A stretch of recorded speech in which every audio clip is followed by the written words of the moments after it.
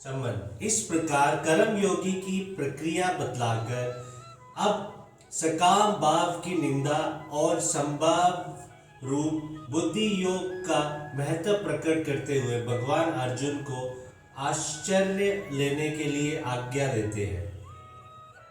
दुरेन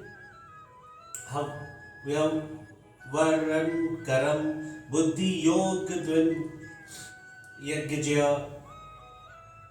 भुजो शरण मन निवच्छ कृपणा फल हेतव। इस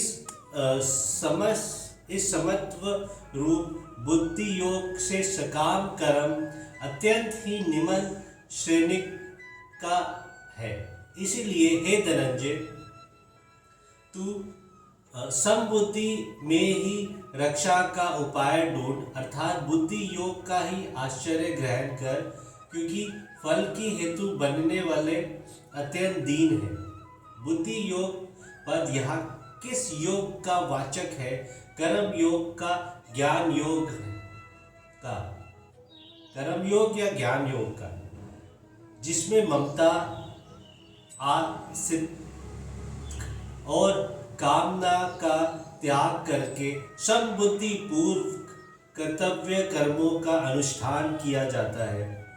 उस कर्म योग का वाचक यहाँ बुद्धि योग पद है, क्योंकि 39वें श्लोक में योगो योगे तिवम शृणु, अर्थात अब तुम मुझसे इस बुद्धि को योग में सुनो, ये कहकर भगवान ने कर्म योग का वर्णन आरंभ किया है।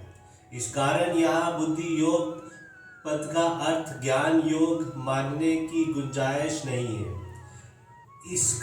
इसके सिवा इस श्लोक में फल चाहने वालों को कृपण बतलाया गया है और अगले श्लोक में बुद्धि युक्त पुरुष की प्रशंसा करके अर्जुन को कर्म योग के लिए आज्ञा दी गई है। और ये कहा गया है कि बुद्धि युक्त मनुष्य कर्म फल का त्याग करके अनामय पद को प्राप्त हो जाता है।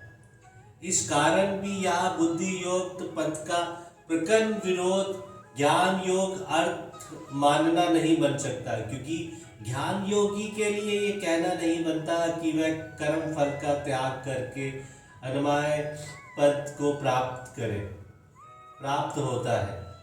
वह तो अपने को कर्म का कर्ता ही नहीं समझता है, फिर उसके लिए फल त्याग की बात ही कहाँ रह जाती है।